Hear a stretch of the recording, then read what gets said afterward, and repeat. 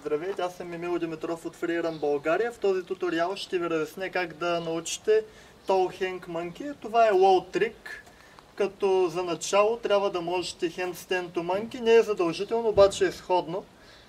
За разлика, че при Handstand to Monkey тежестта пада върху ръцете, при Tall Hang Monkey тежестта пада върху горната част на стъпалата на краката, след като увиснете за стената. А ето първоначално как изглежда и Handstand to Monkey-то.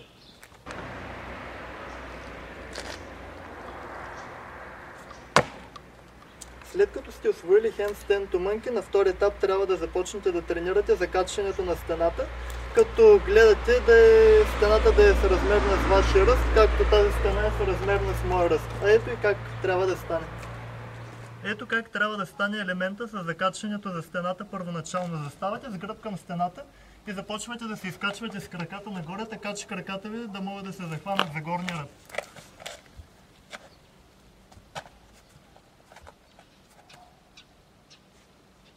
След като сте усвоили всичко казано до тук, е нужно вече да имате добър кетлип и достатъчно сила и смелост, за да се извъртите и да може да се закачите краката на стена висока като тази. Първоначално е добре да има спотър до вас, който да ви предпазва от евентуални падания.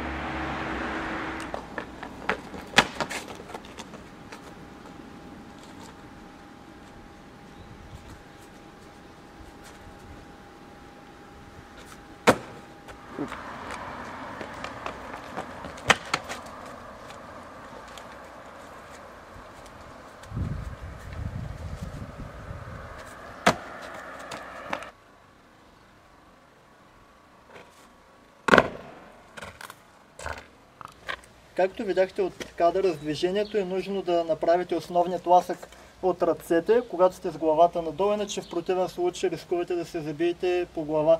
Учете движението според условията, с които разполагате. Няма да е зле да има под стената, на която изучавате движението, трева или пясък. Това беше всичко от мен. Надявам се да съм ви помогнал и довиждане.